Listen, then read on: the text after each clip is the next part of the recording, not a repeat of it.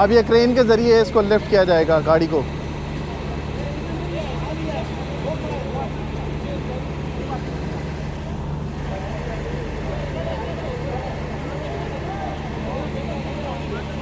इस तरफ देखें, अब ये ट्रक भी आ रहा है, इस ट्रक के अंदर लिफ्ट करेंगे इसको।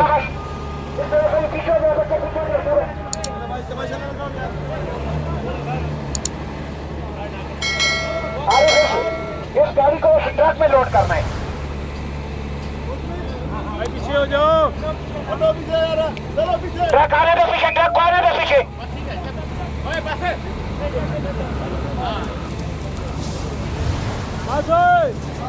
बस बस बस।